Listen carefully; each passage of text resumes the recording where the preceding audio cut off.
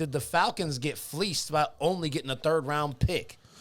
I would say it's fair. You know, you've got 6 rounds, obviously 7 rounds, I believe, if I'm correct there. Yes, in the NFL draft. So having Matt Ryan as a third, that's technically above the middle of the pack. And you could say on a good day, Matt Ryan is a little better than average. He can be special, obviously, when it is set up for him, when he's got everything in front of him, when he's built around perfectly, but he can't overcome adversity to actually take the team to the next level, and I don't think that's been proven, in his career yet. So the third-round pick feels fair.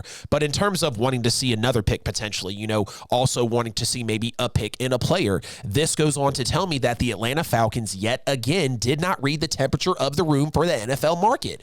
When the San Francisco 49ers traded last year, and yes, I'm going back to the number 4 pick at Kyle Pitts because that was one of the most pivotal moments for this franchise in Atlanta.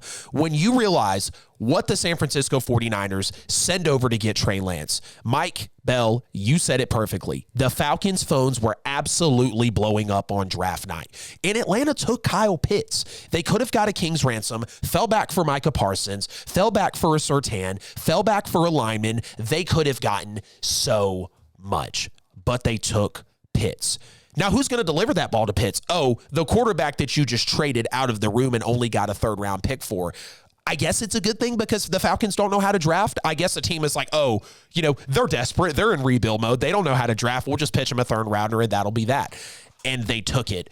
But again, have we not seen the NFL market today? Have we not seen that Matthew Stafford just got paid $40 million a year, that Aaron Rodgers just got paid $50 million a year, that these quarterbacks, these wide receivers are getting sent through the ringer for collateral, and you only get a third-round pick out of Matt Ryan? In that aspect, yeah, now that I've went through it, hell yeah, the Falcons, it feels like they got fleeced. I would at least have liked to seen 2 overall picks, a pick and a player, just something more than a measly third-rounder, because I'm not convinced that's going to translate for them. It's the loyalty to Matt Ryan, just sending him to a place where it's comfortable. They had a ready-made roster. Yeah. He did not have a no-trade clause. He didn't actually have any say in this. Right. The team didn't owe him anything.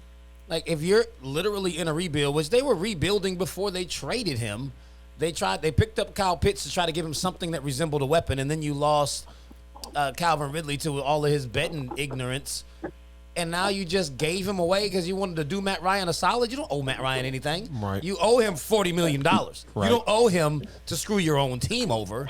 They should have gotten at least 3 picks for Matt Ryan. I mean, look at the other guys who've gone. Carson Wentz went for 2 third-round picks, and they just traded Matt Ryan for one of those picks. Yeah. Like, the Colts gave up nothing. They got rid of a scrub quarterback, got 2 picks, and then gave Atlanta one of those picks for their quarterback that's way better than the one that they just got rid of, and still have one of those third-rounders. Yeah, for a top 12, 15 quarterback in this league. Preach it, baby. Make it even more ridiculous, Sam Darnold went for a 2nd, a 4th, and a 6th. Oh, God. Sam Darnold went for 3 picks. But you only got 1 for Matt Ryan? Oh, man. And you're trying to tell me, right. they're just trying to cut ties? No. They got fleeced beyond fleece.